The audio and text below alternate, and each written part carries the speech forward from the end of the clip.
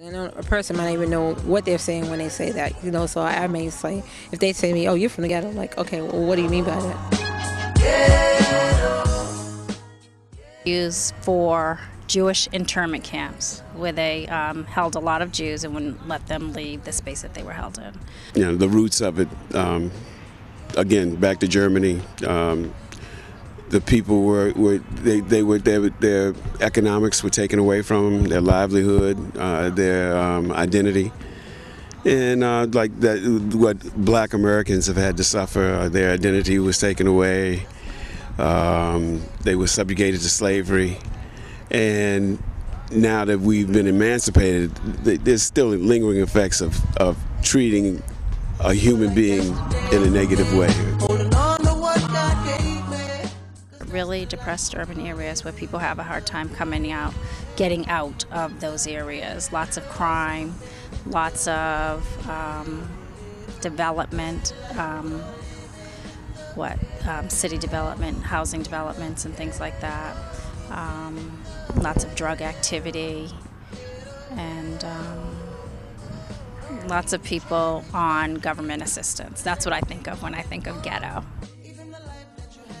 It's a word with a very negative connotation, particularly when it has to do with people of color, particularly Black people, and just meaning the extra part of us. So when it's kind of blown out and almost made to be cartoonish and a caricature, then it becomes ghetto.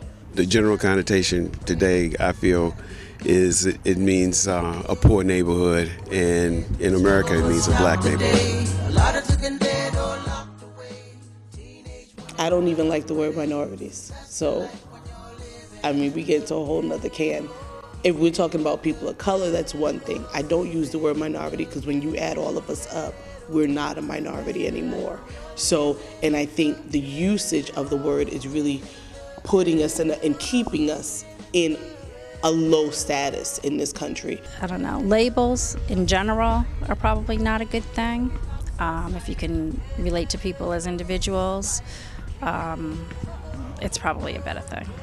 Why would you give something negative, a negative vibe, to someone who's trying to make it somewhere just because of where they come from? I don't think it's wrong, because minority people use it to describe where they live themselves. I think it's the Black culture, the minority cultures that really use that word more than anything. I believe it's adapted into the rap music culture also. It does not belong to most of the people that live in the ghetto. That's usually not the reference that we would use. I think it comes from others outside of those living areas that look down upon the urban centers and where people of different means live. You'll keep going down. I think it should be used something where a person can understand and learn and grow in a positive way.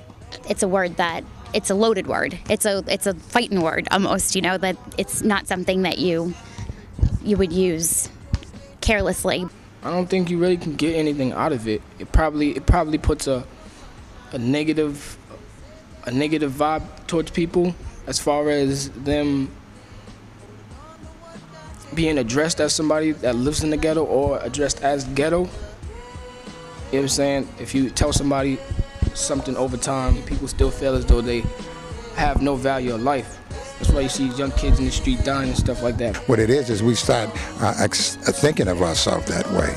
And I think we had enough negative input on us as not just African American, but people in general. We should avoid all of that. We should only speak positive things and reinforcing things to one another.